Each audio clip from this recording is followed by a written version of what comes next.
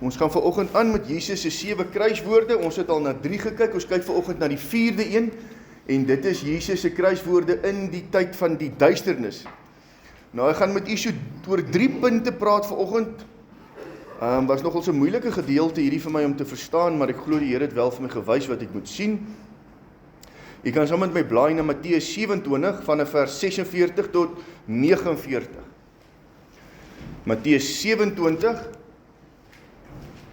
vanaf vers 46 tot 49. Ek gaan so lank begin lees. En omtrent die 9de uur het Jesus met 'n groot stem geroep en gesê: Eli, Eli, lama sabachthani. Dit is, my God, waarom het u my verlaat? En sommige van die wat daar staan, hoor dit en sê, hy roep Elia. Toe hardloop daar dadelik een van hulle en neem 'n spons en maak dit vol asyn en sit dit op 'n riet en laat hom drink. Maar die ander sê, wag, laat ons sien of Elia kom om hom te verlos. Baie belangrike gedeelte hierdie. Wys vir my iets van Jesus se hartklop. Nou wil ek net gou hê, jy moet die volgende gou hier sien. Die een is, hierdie is in die tyd van die duisternis, dis die moeilikste tyd wat Jesus op hierdie aarde deur is. Sy woorde is, my God, waarom het u my verlaat? Dis die eerste keer in die bestaan van die drie-eenheid of die Godheid, dat daar ooit skeiding kom tussen God die Vader en God die Seun. Daai skeiding het nog nooit ooit plaasgevind nie. Dis die eerste keer wat dit gebeur. En dit is hierso waar God Jesus nie net straf as 'n sondaar nie, maar waar hy van hom af wegdraai as 'n sondaar. En Jesus op 'n plek kom waar hy geensins God se nabyheid of sy teenwoordigheid beleef nie. Dit raak donker. Wat Jesus eintlik hier beleef is letterlik hel. Hel is totale verwydering van God verlatenheid, goddeloosheid. Daar's geen Godheid naby nie, dis pikdonker. Die lig is totaal en al van jou verwyder. Dit wat Jesus eintlik hier beleef is hel op aarde. Is in sy moeilikste uur.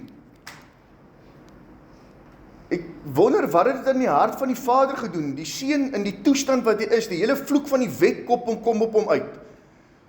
Dit wat daar gebeur het ek al 'n paar keer oor gepraat, ek gaan nie nou weer met u praat oor al die siektes en kwaling en tering en koors en boils en alles wat op Jesus se liggaam afgekom het in die tyd van die duisternis nie, want die woord sê, hy het 'n vervloeking vir ons geword. Elkeen wat in 'n kruishout hang is 'n vervloekte, en Jesus het die vloek van die wet gedra. So die siektes, al die kwale waarvan die wet spreek, het oor daai liggaam van Jesus uitgekom in die duisternis. Toe hy daar aan die ander kant uitkom, toe roep Jesus, my God, waarom het u my verlaat? Dis die eerste keer wat hy sê, ek het dors, want hy is deur absolute hel in daai tyd van duisternis aan die kruis, waarin hy die vloek van die wet beleef aan sy liggaam. Maar hier is die wonder, en ek wil hier's 2 gedeeltes waaroor ek met u hieroor wil praat. Ek gaan eers fokus op een en dan oorgaan na die ander een, wat ontsettend belangrik is. Die een is in Jesus se donkerste uur, en dit wys my sy hart vir die mens, want ek het nog heeltyd gedink, net die eerste 3 is Jesus toegespits op die mens. Vader, vergewe hulle, want hulle weet nie wat hulle doen nie. Vandag sal jy saam met my in die paradys wees. Aanskou, daar is jou seun, aanskou, daar is jou moeder. Alles toegespits op die mens, om genade vir die mens te kry, die mens in die paradys te kry. Die geboorte van 'n geestelike familie, die versorging van sy moeder. En dan op hierdie moment sal 'n ou dink, Jesus se fokus is nou op homself, maar weet jy, is eintlik glad nie op homself nie. Geensins nie. Hy roep uit, en dis interessant dat hy sê, hy roep met 'n groot stem uit, want hy wil hê, die mense wat om daai kruis staan, moet hoor wat hy roep. Want hy's nog steeds besig om te probeer dat die Jode in hom glo, dat hy sê, dat glo wie hy sê hy is. Hy roep uit, met 'n groot stem geroep en gesê, Eli, Eli, lama sabachthani. Wat quoteer hy hierso? Psalm 22 vers 2. Die hele Psalm 22 gaan oor Jesus.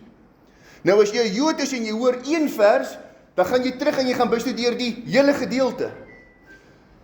Wat sê Psalm 22 van eer? Want dis kom hy met 'n groot stem uitroep. Hy probeer nog aan daai kruis, waar hy niks van God beleef nie. Niks van God se nabyheid beleef nie. Probeer hy nog steeds die mense roep om en te bewys, ek is wie ek is. Kan julle dit nie sien nie? En dan kyk jy die reaksie van die mensdom, unbelievable. Psalm 22 vers 1, gaan gou deur die hele Psalm 22 lees. Want dis, as die Jode dit hoor, dan hoor hulle die hele Psalm, nie net daai een stukkie nie. Hy spreek aan die begin, die eerste vers eintlik van die Psalm spreek uit, vir die musieklikker op die wyse van die hert van die dageraad en 'n Psalm van Dawid. Dan begin die Psalm eintlik in vers 2. Vers 2 is eintlik die eerste frase van die Psalm. My God, waarom het U my verlaat? Dis wat Jesus uitspreek aan die kruis in die tyd van die duisternis. Dit wat die Jode hoor, is hierdie hele Psalm, wat draai om Jesus. Jesus spreek uit, my God, waarom het U my verlaat? Ver van my hulp, van die woorde van my gebrul. My God, ek roep bedags, maar die antwoord nie, snags, en ek kan nie swyg nie. Tog is U die heilige wat woon onder die lofsange van Israel. Op U het ons vaders hulle vertrou en hulle het hulle uitgered. Hulle het U aangeroep en het ontvlug. Op U het hulle vertrou en nie bestaand gestaan nie. Vers 7, maar ek is 'n wurm en geen man nie, 'n smaad van die mense, verag deur die volk. Hierdie gaan als oor Jesus. En wat moet hom aan die kruis ensovoorts gebeur? Almal wat my sien, spot met my. Hulle steek die lip uit, hulle skud die hoof en sê, laat dit aan die Here oor, laat hy hom red, laat hy hom bevry. Hy het mos 'n behaag in hom. Ons het mos al 'n paar keer gepraat oor, as U die seun van God is, klim van die kruis af. As U die Messias is, kom van die kruis af. As U dan die Christus is, kom van die kruis af. Ons het gekyk en na 3 maal spreek hulle daai woorde uit soos die duiwel in die tuin, in die woestyn. As jy die seun van God is, as jy die seun van God is, as jy die Christus is. Hulle het oor en oor op hierdie selfde manier met hom die spot gedryf. Laat dit aan die Here oor, laat hy hom red, laat hy hom bevry. Hy het mos 'n behaag in hom. Ja, as U dit wat my uit die moederskoot uitgetrek het, wat my veilig laat rus het, aan my moeder se bors, aan U is ek oorgegee van die geboorte af, van die skoot van my moeder af is U my God. Wees nie ver van my nie, want die nood is naby, want daar is geen helper nie. Baie stiere het my omsingel, sterkes van Basan het my omring. Hulle het hulle mond teen my oopgespalk, soos 'n leeu wat verskeur en brul. Ek is uitgestort soos water, al my beenderre raak los, my hart het soos was geword. Dit het gesmeld binne in my ingewande. Nou ek gaan nou nie al hierdie goed weer beskryf, so het nou die dag daarin gekyk toe ons deur Jesus se lydingspad is. My krag is verdroog soos 'n potskerf, en my tong kleef aan my verhemelte. En U lê my neer in die stof van die dood, want honde het my omsingel, 'n bende kwaadoeners het my omring, hulle het my hande en my voete deurgrawe. Al my gebedere kan ek tel, hulle kyk, hulle sien met welgevalle op my neer. Hulle verdeel my klere onder mekaar en werp die lot oor my gewaad.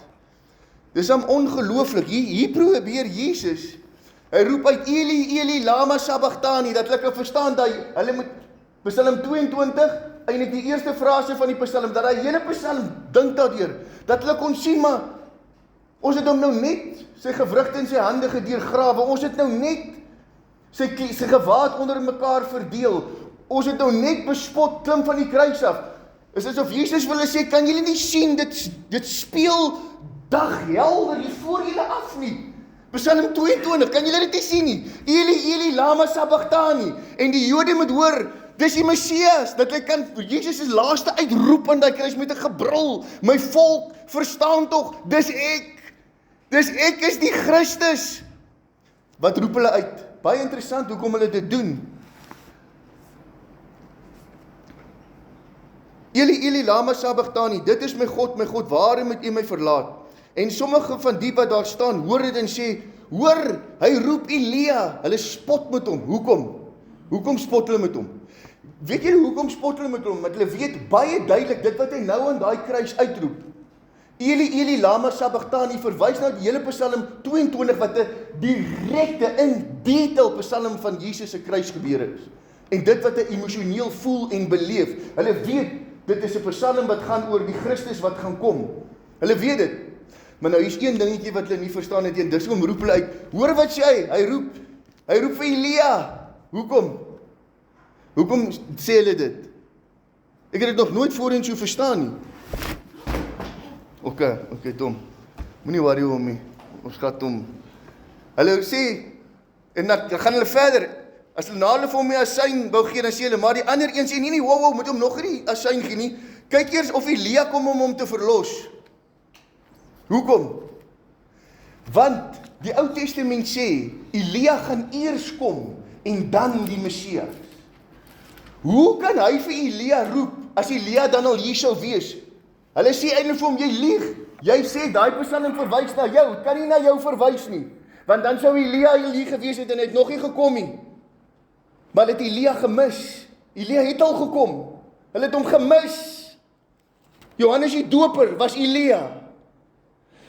Dis hoekom Jesus uitroep, Eli, Eli, lama sabachthani, want dit verwys na die hele Psalm 22, dis ek, kan julle dit nie sien nie, julle deurboor my, julle het my fynne flenters geslaan, my bene kan julle sien, julle verdeel my klere op mekaar, julle bespot my, as ek die seun van God is, haal hom van hierdie kruis, of hy sal hom mos verlos, en hulle hoor dit, en hulle verstaan wat Jesus daar sê, maar hulle sê vir Jesus, Aikona, daai Psalm gaan nie oor jou wat hier hang nie, want jy is hier die Messias hier, want Elia het nog nie gekom nie. Elia het nog nie gekom nie. Hoor gou wat sê Maleagi. Maleagi sê 4 vers 5 en 6. Kyk, ek stuur julle die profeet Elia voordat die groot en vreeslike dag van die Here aanbreek. En hy sal die hart van die vaders terugbring tot die kinders en die hart van die kinders tot hulle vaders, sodat ek nie hoef te kom en die land met die banvloek te tref nie. Voordat die Christus kom, die groot dag van die Here kom, sal Elia eers kom. En wat sal hy doen? Die harte van die kinders herenig met die vaders en die vaders met die kinders. Dit gaan hier oor reconciliation. Dis waaroor dit gaan. Maar jy sien, die Jode is so vasgevang in hulle haat vir die Romeine, dat hulle nie eintlik die reconciliasie gedeeltes in belang stel nie. Hulle stel net in belang dat ek nie die land met 'n banvloek hoef te tref nie. Want dit gaan nie vir hulle getref word, jy tref die Romeine.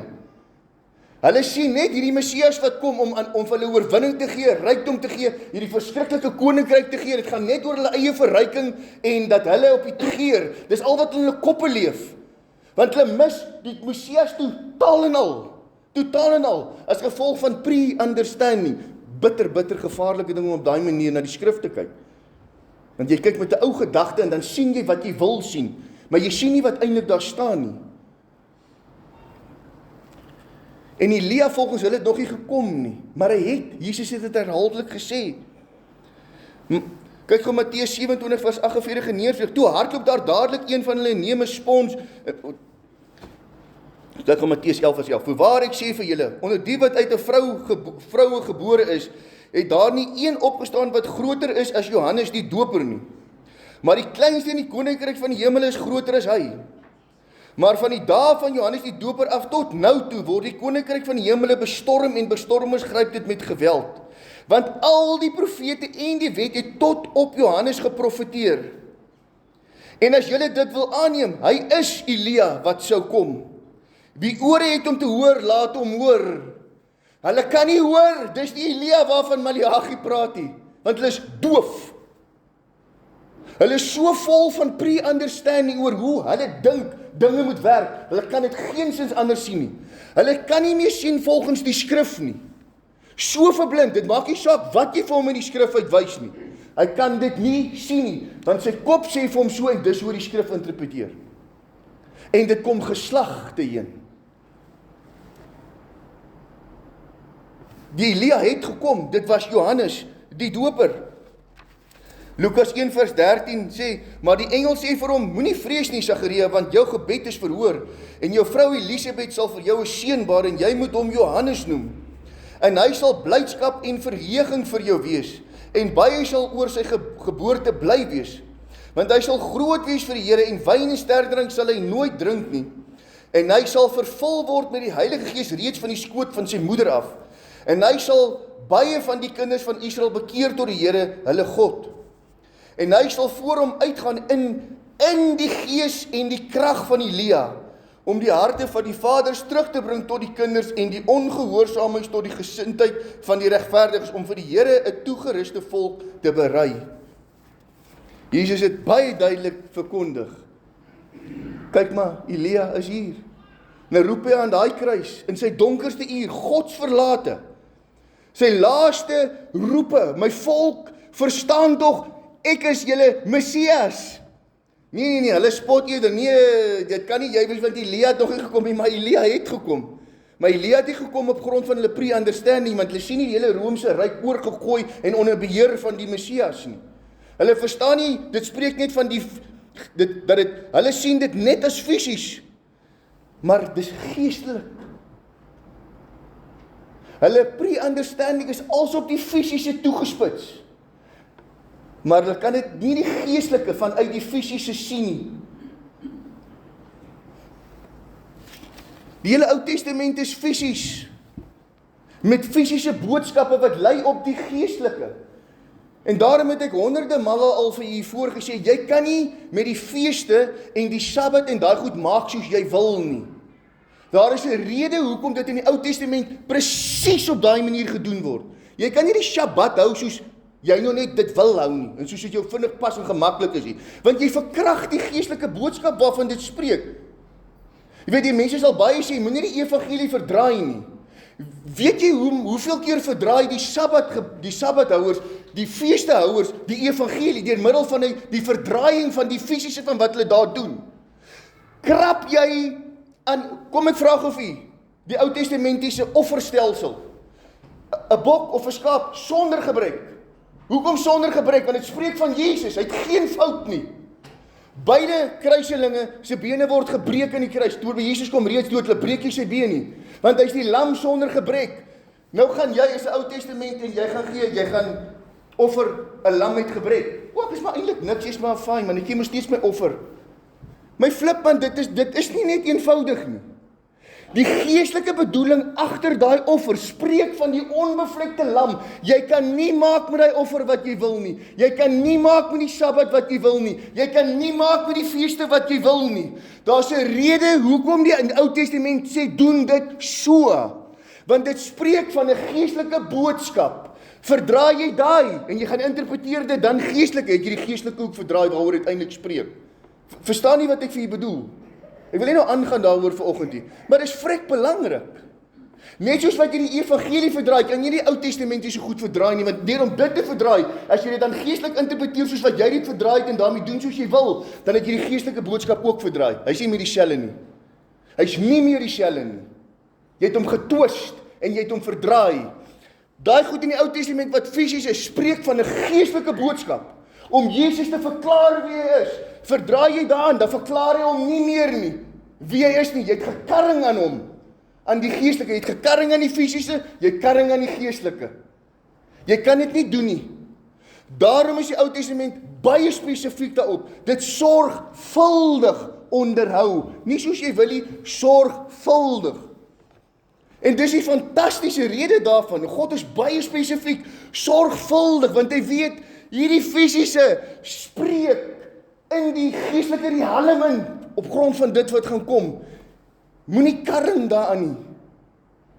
Want dan karring jy in die geestelike boodskap wat gaan kom. Jy karring daaraan, jy gaan vir hom mis. Daar was te veel gekarring, toe mis hulle Jesus. Daar was te veel gemaak soos hulle wil, nie sorgvuldig nie.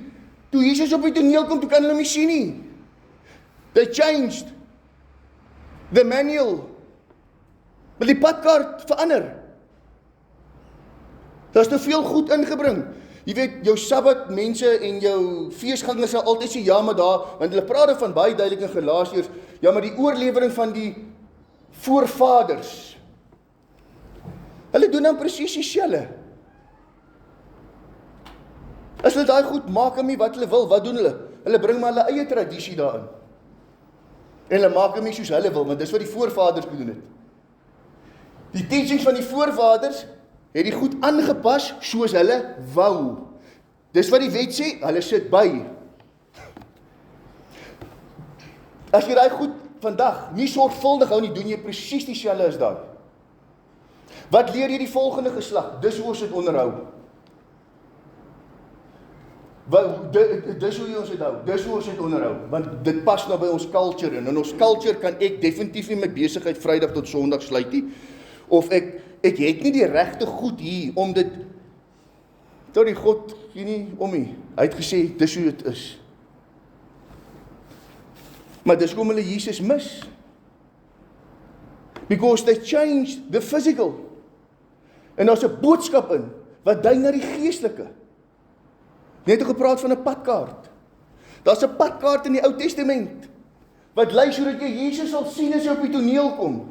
Maar weet jy wat die oorlewering van die voorvaders, wat Galasiërs baie duidelik van praat, en ons baie duidelike 'n konsep daarvan moet dit ek is nie teen die Ou Testament of die wet en die feeste en die, as jy voel jy wil dit onderhou dit. Ek gaan dit nie van hier af leer nie, want because I'm not going back to the law.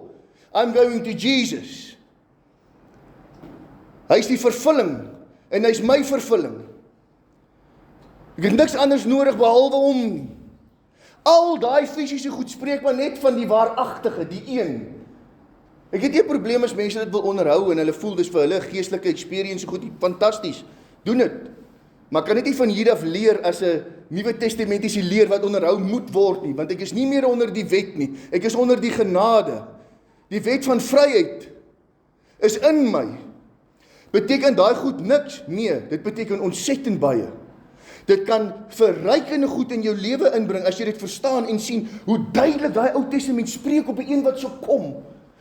Maar nou, as gevolg van tradisie van die oorlewing van die voorvaders, is daar baie goed by die wet gevoeg wat nie eintlik daar hoort nie. Is baie goed by die wet gevoeg wat nie daar hoort nie. En daai wat nie daar hoort nie, het die padkaart verander, dat hulle Jesus nie sien nie. Jy kan nie karring in daai goed nie. There's a message hidden in it, op die grond van die een wat sou kom. En hulle mis hom. Hy kan glashelder met hulle spreek, maar hulle mis hom. Die ander belangrike ding wat 'n mens hier sien, en hierdie is 'n verskriklike groot waarskuwing op aanhardloop van emosionele belewenis. Jesus is op sy mees emosioneelste lou hier op die punt. My God, waar is U? Ek beleef geensins U teenwoordigheid nie. Beteken dit, hy's nou buite die wil van God? Want hy beleef nie God se presence nie. Want die Nuwe Testamentiese kerk deesdae wil net hardloop van een haai na nog 'n haai, na nog 'n haai, na nog 'n haai. En as jy nie in 'n haai voel nie, ek is God, ek het iets verkeerd gedoen, want ek voel nie God se teenwoordigheid, ek is heel moontlik buite sy wil. Wat 'n snert. Jesus is op sy geestelikste plek waar hy die louste van louste is.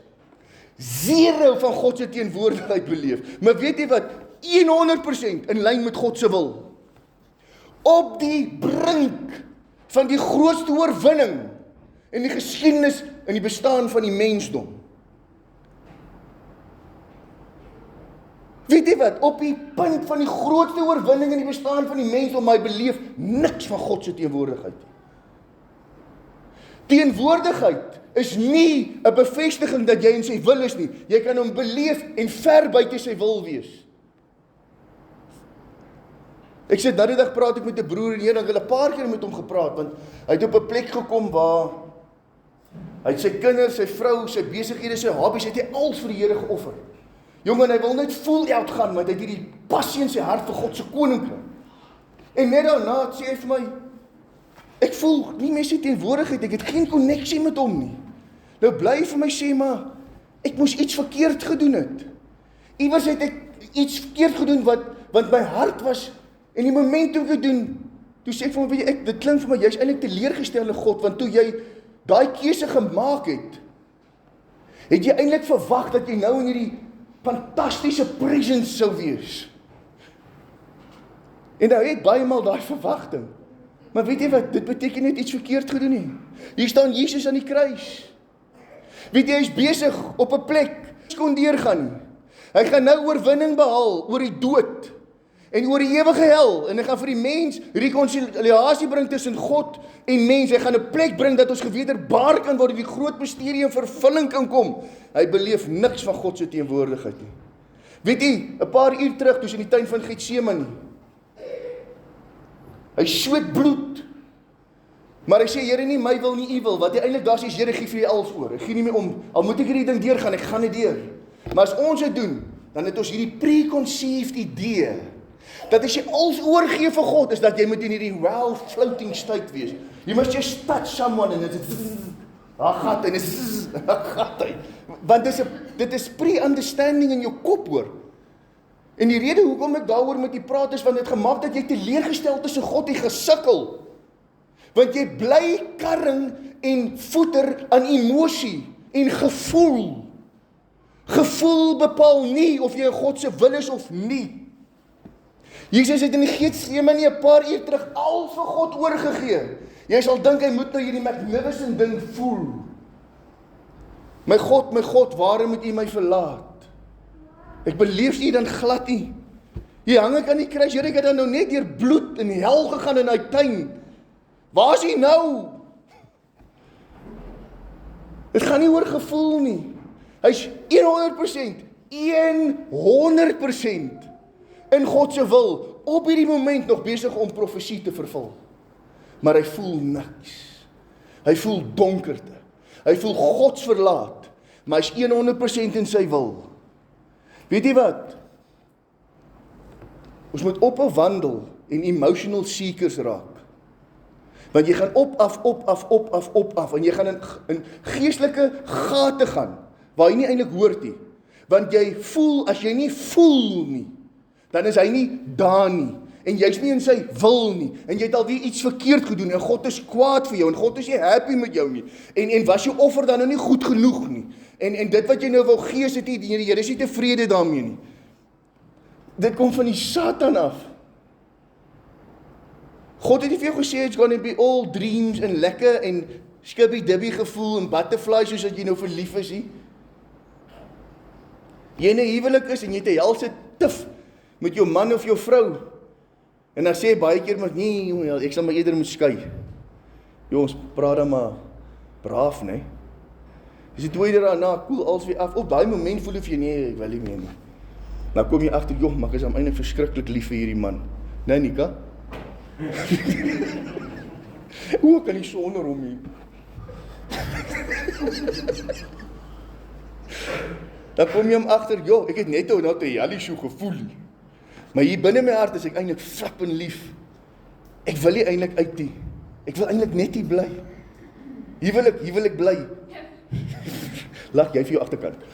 Sorry mamma, ek gaan nie weer lelik praat, dis my skoonma luister al met preek oor, sy's baby. Jy moet mooi praat, as jy met haar praat. Maar dit gaan nie oor emosie nie, is baie dieper. Die pad met God kan nie emosioneel gedryf wees nie, want jy sal wegdraai van plekke af. Dink net gou vir een moment, want weet jy, dit is wat baie gebeur. Dink net vir een moment is Jesus aan daai kruis gehang, het niks meer gevoel het nie. En hy het gedink, ek is nou buite sy wil. En hy sê nie, wag, ek het nou die pot misgesit, ek is nie meer in sy wil nie, en hy het afgeklim. Wat sou gebeur het? Wat sou die einde van die mensdom gewees het? Weet jy hoeveel gebeur het met ons? Ek voel hom nie nou meer nie. Gaat na ander kant toe. Wie wat, dan stap jy juist uit sy wil uit, want jy hardloop agter gevoel aan. Jy kan nie agter gevoel aan hardloop nie. Jy moet weet, dit is sy wil, dis wat hy vir my aangewys het, of ek hom nou beleef of nie, ek gaan deur hierdie ding. En ek kom ander aan uit, en ek doen sy wil. Emosie is 'n gevaarlike ding. Ek is so spyt, my boetie is hier in die kerk vandag, en ek gaan vir hom hierdie aanstuur. Ons het baie talks oor hierdie gehad. Maar dis niks fout om excited te raak hier, hoor. Jy mag excited raak, niks fout met emosie, ek preek nie teen emosie nie. Ek kan net duidelik hier agterkom, en as ek baie keer met mense praat, dat moenie dink, God is net happy met jou as jy hom voel nie. Of ek is net in sy wil as ek hom beleef nie. En as ek hom nie meer beleef nie, dan het ek iets verkeerd gedoen, of ek het gesondig, of ek is nie meer in sy wil nie.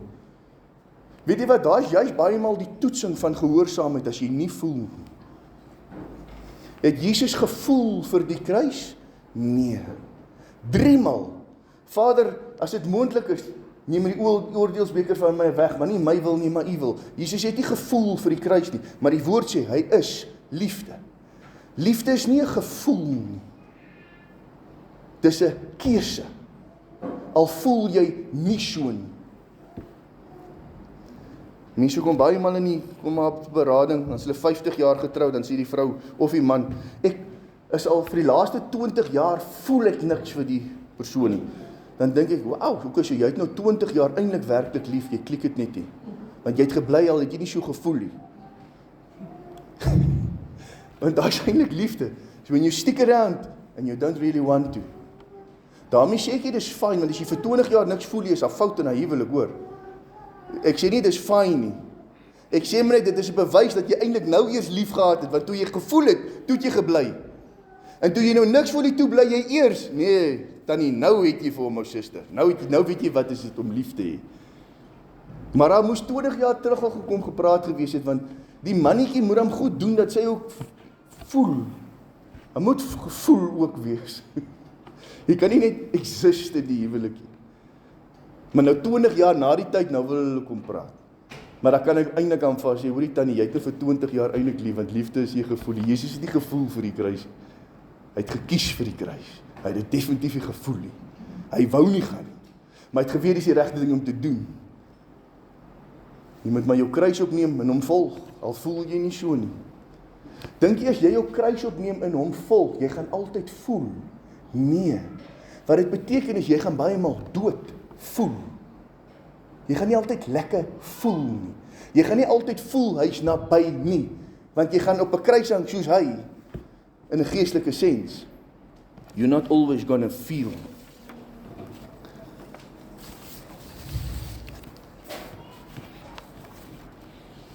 Twee belangrike goed wat ek voel hieruit moet vat is. Die een is, laat gaan jou pre-understanding. En laat gaan van net altyd alles koppel aan emosie, aan gevoel.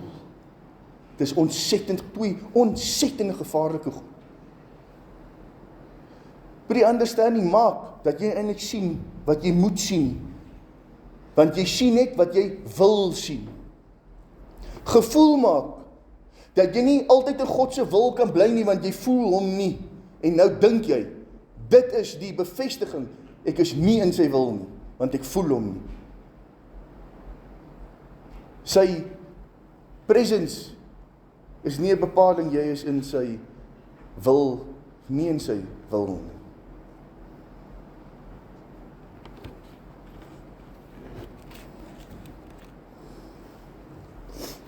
As hy tweetjies wat die demone so uitgedryf het, later toe vra die demone vir hulle, en hulle het regtig demone uitgedryf. Nou ons sal sê, you must have presence, om demone uit te dryf. En jy moet waaragtige kind van God wees. Is dit so? Hy Lotte in Handelinge, het in die naam van Jesus, was nie gered nie. Dan lees maar hy gedeelte. Die demone uitgedrywe. En die demone uitgedrywe kry. Later toe sê die demone vir hulle, maar van Paulus ken ons en van hierdie een ken ons, maar van julle ken ons nie. Toe skeer hulle klere van hulle lyf af en hulle jaag hulle galgat in die straat af. Sê gou vir my, was daai loetjies gered in 100% in die wil van die Here? Of was hy eens gered nie? Moenie dink, as selfs wonderwerke deur jou gebeur, jy is 100% in die wil van God nie. Dit is nie die bevestiging, en dit is 'n fyn lyn wat ek nou hier trek, maar dit beteken nie, jy is in die wil van God nie. Ek wil vir jy nog 'n voorbeeld gee, want hierdie is 'n belangrike punt. Die eerste 3 pla wat oor in Egipte gebeur het, die eerste 3 wat Moses kon doen, kon die towenaars ook doen. Was hy towenaars in die wil van God? Nee. So wonderwerke is nie 'n bepalende faktor of jy in die wil van God is of nie. Gevoel is nie die bepalende faktor of jy in sy wil van God is of nie. Die bepalende faktor is, wandel ek volgens hierdie woord, het ek sy stem gehoor en ek gaan nie deur of ek hom nou voel of nie voel nie. Doen counseling met 2 mense daar. Hulle het verskriklik pyn as hulle seksueel verkeer en ek gaan in en maar hoekom is dit so? Hulle het nog net 1 babietjie, maar wil graag weer swanger raak. Hulle kan nie seksueel verkeer nie want sy het verskriklik pyn. Hier gaan ek dieper kom, okay, dis wat hier gebeur het. Nee, hulle het 'n toordokter gaan sien, want sy kon nie swanger raak nie. Gaan sien die toordokter gee van goedjies om te drink, en goed om in te bad, en allerhande goedjies, en hulle betaal hom 'n som geld. Hy sê, binne 'n jaar sal jy 'n kind baar, dan moet jy hierdie bedrag, moet jy vir my bring, as hy kind gebore is. Jaar gaan verby, vraggies waar, sy raak swanger binne 'n jaar. Hulle gaan betaal nie daai geld nie. Van daar af kan daai man en daai vrou nie seksueel verkeer nie. Want hulle het nie die toordokter se geld gevat nie. Maar weet jy, sy het 'n kind gebaar met ander magte. Moenie dink ander magte en kragte is sommer foefie-faffie nie, want dit is nie. Hulle kan die natuur misbruik en allerhande goed doen. Bid vir haar, hanteer die goed. Sy kom reg, kan seksueel verkeer, paar maande daarna, sy swanger, kry 'n kind, haar gat hulle aan. Hulle het nou 'n kind gekry, was nou nie die wil van God? Nee, was nie die wil van God nie. Moenie dink dat as goed gebeur, volgens jou pre-understanding, dat jy dink, dit is noodwendig die wil van God waarin jy is nie. Want jy kan ver buite die pot, by sy wil verby sit. En dan die kere wanneer jy hom nie voel nie, dan dink jy, nou is jy nie in sy wil nie. Nee, dit gaan oor intieme wandeling met hom, by gehoorsaam aan die skrif, nie gehoorsaam aan gevoel nie, nie gehoorsaam aan wonderwerke nie, nie gehoorsaam aan as goed gebeur nie. Daar hoef niks te gebeur nie. Wat sal gebeur is, die moment as sy wil ten volle geskied het en sy volle som gedoen het, of jy nou so gevoel het of nie, dan gebeur het. Weet jy wat, Jesus is dwars deur daai kruis. Toe Jesus aan daai kruis hang, het daar nog niks gebeur nie, hoor. Nog niks. Hy hang in daai kruis. Hy's nog nie dood nie. Hy's deur pyn en hy's marteling en hy's deur smart en hy word bespot en hy probeer nog mense om hom te laat glo, maar daar het nog niks gebeur vir die mensdom nie. As hy daar so afkom, is ons maar net so in ons pietjies soos môre heeldag. Daar het nog niks gebeur nie. Weet jy wanneer het die ding gebeur? Toe hy die dode uit opstaan en hy gaan sit in die regterhand van die Vader. En daai wil kom tot die wil van die Vader kom tot sy volle som. En op Pinksterdag kom die Heilige Gees af, soos tonge van vuur. Daar geskied sy wil. Maar die kruis waardeur Jesus is hel. It wasn't lekker. Dit was nie gekoppel in 'n klomp gevoel nie. Maar terwyl hy daarin is, het nog niks gebeur nie.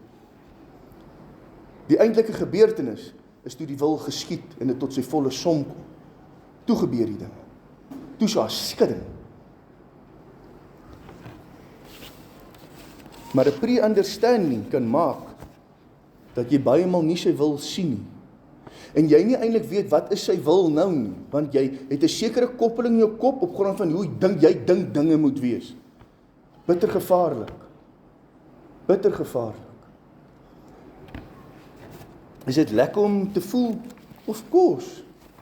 Van die lekker tye in jou huwelik is ook wanneer jy lekker voel, is dit nie, en jy voel hy liefde, en jy voel emosioneel geconnect, en jy kan jou hart deel, en jy's op 'n lekker plek in jou huwelik.